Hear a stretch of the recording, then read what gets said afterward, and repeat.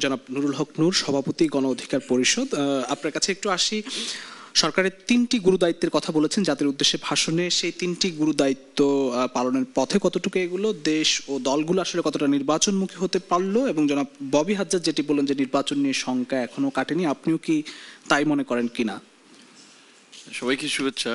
মানুষ সৌন্দর্যের পূজারী, যতই সুন্দর হোক সেটাকে আরো সুন্দর করতে চায়। তো প্রধান উপদেষ্টা এবং অন্তর্বর্তীকালীন সরকার নির্বাচন এবং সংস্কার প্রশ্নে যতখানি করেছে সেটাকে আমরা সাধুবাদ জানাই। তবে আমাদের প্রত্যাশা আরও ছিল, কারণ হচ্ছে বাংলাদেশের স্বাধীনতার পরবর্তী সময়ে আসলে এই একটি গণ অভ্যুত্থান হয়েছে। স্বাভাবিকভাবে এই ধরনের একটা গণ অভ্যুত্থান, একটা বিপ্লবের পরে সমাজ এবং রাষ্ট্র ব্যবস্থায় একটা আমূল পরিবর্তন দেখা যায়। ওই রকমের যদি স্বাভাবিক সেন্সে দেখেন, গত 1.5 বছরে কাগজ কলমের কিংবা ধরেন কিছু সিস্টেমের পরিবর্তনের দিকে আমরা যাচ্ছি, এরকম একটা আলাপ আলোচনা অনেক দিন ধরে হচ্ছে, কিন্তু সোসাইটিতে তার সরাসরি রিফ্লেকশন নাই। দেখেন, আমরা যেটা সাধারণ মানুষ, গ্রামের একেবারেই আপনার রংপুর থেকে শুরু করে বরিশাল, সিলেট, সমস্ত মানুষ তার একটু মিডিয়াম ধরনের রোগে আক্রান্ত হলে সবাইকে ছুটতে হয় ঢাকায়। তো ইউনূস সরকার এসে যদি এরকম একটা ব্যবস্থা করতো যে বিভাগীয় পর্যায়ে সিম্পল 1000 কোটি টাকা করে হসপিটাল যেটা আছে বরাদ্দ দিয়ে, কিংবা সামথিং কিছু বরাদ্দ দিয়ে মডিফাই করে যে এই বিভাগের লোকের সব ধরনের চিকিৎসা এই বিভাগে হবে, তো তখন লোকজন এটা খুব একটা ইতিহাস হতো, মানুষের মুখে মুখে থাকতো যে ডক্টর ইউনূস এসে এই কাজটা করছে, যে অন্তত আমাদের আর ঢাকামুখী হসপিটালের চিকিৎসার জন্য যাওয়া লাগে না। হাইকোর্টের বেঞ্চকে ঢাকার বাইরে নিয়ে যাওয়া, জাহেদ ভাই জাতীয় পার্টির কথা বলেছে, জাতীয় পার্টির খারাপ হলেও বা এরশাদ সাহেবের অনেক নেগেটিভ দিক থাকলেও কিছু ভালো দিক অবশ্যই ছিল, সব মানুষেরই ভালো খারাপ দুটো মিলিয়ে আছে।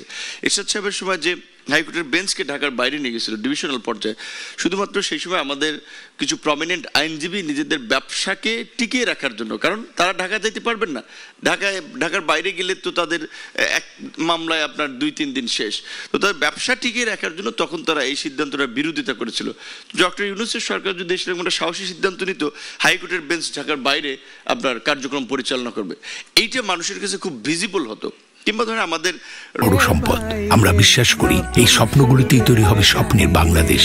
স্বপ্ন ধরনীর বুকে স্বপ্নের ঠিকানা। রাস্তাঘাটের আপনার ট্রাফিক সিস্টেম কিংবা স্বাভাবিকভাবে অভ্যুত্থান পরবর্তী সময়ে ল অ্যান্ড অর্ডার একটা আপনার ব্যাঘাত ঘটে, তারপরেও যদি এখানে যেমন 5, 6, 7, 8 যে এটা চিন্তা করতে পারেন না যে প্রায় 4 দিন একটা দেশের সরকার ছিল না, তারপরেও রাস্তাঘাটে শিক্ষার্থীরা কিভাবে ট্রাফিক সামলিয়েছে, এবং মানুষের বলা চলে যান মালের নিরাপত্তার ক্ষেত্রে যে একটা পরিবেশ ছিল, এই অন্তর্বর্তীকালীন সরকার এসে যদি এই পরিস্থিতিটা, পুলিশ স্বাভাবিকভাবেই একটা ভাঙাচুরা অবস্থা থেকে যেই জায়গায় এসেছে সেটাকে আমরা সাধুবাদ জানাই।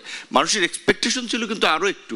এখন সত্যিকার অর্থেই আমি কিন্তু আতঙ্কে থাকি। আমি একজন রাজনীতিবিদ, অভ্যুত্থানের নেতা, যে আমি চলাফেরা করি, আমার রিস্ক আছে, যেমনি দেখতেছি এইখানে ওইখানে গুলি করে ছিনতাই হচ্ছে, স্বর্ণ ব্যবসায়ী স্বর্ণ নিয়ে যাচ্ছে, আপনার প্রকাশ্যে গুলি করে সন্ত্রাসীরা চলে যাচ্ছে, বর্ডার দিয়ে আধুনিক অস্ত্রশস্ত্র আসছে, এই সমস্ত রিপোর্টগুলো হচ্ছে, তখন কিন্তু আমরা আতঙ্কে থাকি যে নির্বাচন বানচাল করার ক্ষেত্রে আমরা যেই অপশক্তির একটা শঙ্কা করছি, তারা নির্বাচন বানচাল করার জন্য এরকম কোনো প্রেক্ষাপট ঘটায় কিনা। যেমন জায়েদ ভাই একটা কথা বলেছে, এইটা হচ্ছে প্রকৃত অর্থে দেখেন আওয়ামী লীগ এবং জাতীয় পার্টিকে রাজনৈতিকভাবে যারা এই বিশেষ করে 16 বছরের যে নেক্সাসে একটা ফ্যাসিবাদ কায়েম করেছিল, তাদের আমরা নিষিদ্ধ চাই, এইটা আমাদের একটা পলিটিক্যাল স্ট্যান্ড।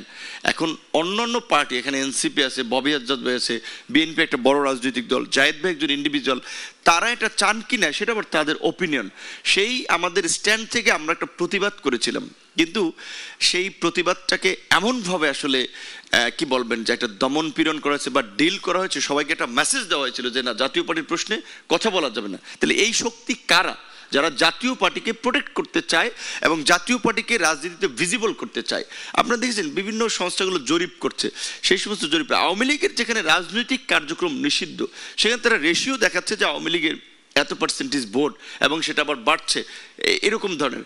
এটার কারণ হচ্ছে এটা একটা ইন্টারন্যাশনাল আপনার বলতে পারেন নেক্সাসে আওয়ামী লীগকে প্রাসঙ্গিক রাখা, কিংবা আওয়ামী লীগকে না পারলেও অন্তত যেন জাতীয় পার্টির মাধ্যমে আওয়ামী লীগকে পুনর্জীবন করতে পারে, এই ধরনের একটা প্রক্রিয়া আলাপ আলোচনা চলছে। তো আমার কথা হচ্ছে যে সিদ্ধান্তটা এটা দেশের জনগণকে নিতে হবে। তবে আমি মনে করি এখানে জাভেদ রাসিন আছে, যদি আজকে একটা অস্বাভাবিক পরিস্থিতি দেশে তৈরি হয়, সরি টু সে, জায়েদ ভাইয়ের যে ডেডিকেশন তার প্রতি আমার সম্মান আছে, জায়েদ ভাই খুব বেশি বিপদে পড়বে না, কিংবা অনেকেই খুব বেশি বিপদে পড়বে না, কিন্তু আমাদের কিন্তু ফাঁসির রশি পর্যন্ত যাওয়া লাগতে পারে, কারণ জুলাই যেমনিভাবে আমরা গ্রেপ্তার হয়েছিলাম। কাজেই আমরা একটা পট পরিবর্তন করেছি, একটা অভ্যুত্থান ঘটিয়েছি, সেটার জন্য এই অভ্যুত্থানের নেতৃবৃন্দ সুরক্ষা দেওয়ার জন্য কিংবা অভ্যুত্থানকে টেকসই করার জন্য, মানুষের কাছে সুফল পৌঁছে দেওয়ার জন্য আমি মনে করি সংগ্রাম চালিয়ে যাওয়াটা আমাদের দায়িত্ব। সেই জায়গা থেকে আমরা জাতীয় পার্টিকে গণতান্ত্রিক প্রক্রিয়ায় ডিল করতে চাই। নির্বাচন কমিশনকে আমরা পরিষ্কারভাবেই বলেছিলাম যে আপনারা রাজনৈতিক দল ভুয়া তথ্য দিয়ে এজেন্সির পরামর্শে নিবন্ধন নিয়েছে, এগুলো আপনার একটা তথ্য হালনাগাদ করেন। আপনার যে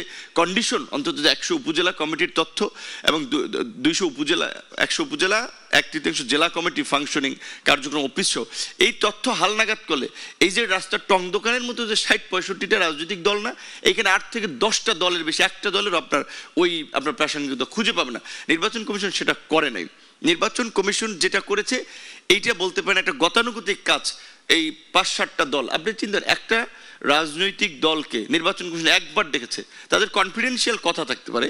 ধরুন আমি এনসিপির সাথে সংলাপে বসে তো কমফোর্টেবল ফিল করবো না, কারণ আমার কিছু এজেন্ডা আছে, আমি সেটা নির্বাচন কমিশনকে বলতে চাই, কিংবা আরেকটা দল, তো সেখানে তো তাদের গোপনীয়তার বিষয় নেই। এখানে 7-8টা দল নিয়ে টকশোর মতো, এটা তো পাবলিক ডিসকাশন না। তো নির্বাচন কমিশন যেটা করেছে এটা আমি একটা সঠিক প্রক্রিয়া মনে করি না, কিন্তু তারা ওই যে রেওয়াজ এই কারণে এটা করেছে, এবং এইটাতে আসলে নির্বাচন কমিশন রাজনৈতিক দলগুলোর সাথে খুব ফলপ্রসূ সংলাপ কিংবা এইখান থেকে কোনো আউটপুট, আমি মনে করি জিরো আউটপুট এইখান থেকে, কারণ এইখানে ওইভাবে কোনো কাজের আলোচনাই হচ্ছে না। এইখানে ওই চা খাওয়া, বিস্কিট খাওয়া আর গতানুগতিক কিছু কথার মিডিয়ায় বক্তব্য যাচ্ছে। সেটা নির্বাচন কমিশনকে যদি আপনার সংলাপ করতে হয়, তাহলে প্রত্যেক রাজনৈতিক দলকে ইন্ডিভিজুয়ালি ডেকে অন্তত 2-1 ঘন্টা তাদেরকে শুনতে হবে তারা কিভাবে ফ্রি ফেয়ার ইলেকশন চায়। সর্বশেষ ববি আজাদ ভাই যেটা বলেছে যে এখানে মানুষের একটা শঙ্কা আছে, আমরা তো মাঠে নেমে গেছি। আজাদ ভাই বলছেন ইনফরমালি যে আপনার এলাকার খবর কি, তো আমরা মাঠে নেমে গেছি, কিন্তু মানুষের মধ্যে একটা শঙ্কা আছে, একেবারে গ্রামের মানুষ থেকে শুরু করে শহরের শিক্ষিত মানুষ সবাই জিজ্ঞে ভাই নির্বাচনটা কি আসলেই হবে কিনা, শেষ পর্যন্ত হচ্ছে কিনা। সো এই শঙ্কাটা কাটানোর জন্য কিছু আমাদের পদক্ষেপ দরকার, এবং বিশেষ করে রাজনৈতিক দলসমূহ আপনার বলা চলে যে 8 দল তারা একটা দাবি নিয়ে এখনো মাঠে আছে, গণভোট নির্বাচন আগে চায়।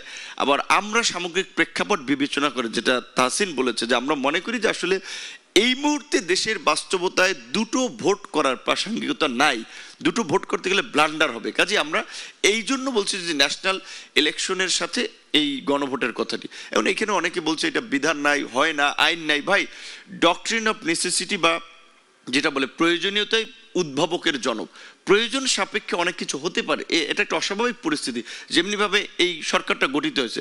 সো আমি মনে করি যে রাজনৈতিক দলগুলোর এখানে একটা সমঝোতা আসা দরকার, এবং এটা ট্রু এখানে সবচেয়ে বড় ভূমিকা নিতে হবে বিএনপি এবং জামাতকে। বিএনপি একটা বড় রাজনৈতিক দল, তারা গত 16 বছরের সাফারিং ছিল, জামাতও সাফারিং ছিল। কাজে তাদের মধ্যে তো আগে একসাথে তারা আন্দোলন করেছে, সংগ্রাম করেছে, সরকার গঠন করেছে, এখন এমন একটা পরিস্থিতি একেবারেই বিপরীত মেরুতে, এইটা কিন্তু একটা অস্বাভাবিক আমি মনে করি ঘটনার জন্য কিন্তু আমাদেরকে নির্দেশ দিচ্ছে, আমাদেরকে ইঙ্গিত দিচ্ছে। সেই জায়গা থেকে আমি বলবো যে বিএনপি বা জামাতের মতো দলগুলোকে তাদের মধ্যে একটু আন্ডারস্ট্যান্ডিং দরকার, এবং আগামীতে আমরা যেটা বলছি যে পার্লামেন্টে সকল গণ অভ্যুত্থানের অংশীজনের উপস্থিতি কিভাবে নিশ্চিত করা যায়, প্রতিনিধিত্ব নিশ্চিত করা যায়, এবং এটা একটা ঐতিহাসিক পার্লামেন্ট হবে, যেই পার্লামেন্ট একই সাথে সংবিধান বা সংস্কার পরিষদ হিসেবে কাজ করবে দেশের আইন প্রণয়নের ক্ষেত্রে, যেটা জুলাই সনদে যতটুকু হয়েছে আরও যদি প্রয়োজন হয়। সো সেই ক্ষেত্রে আমি মনে করি বড় দলগুলো যদি দায়িত্বশীল পরিচয় দেয়, তাহলে এই সংকট কেটে গিয়ে শেষ পর্যন্ত একটা নির্বাচনের দিকে আমরা যেতে পারবো।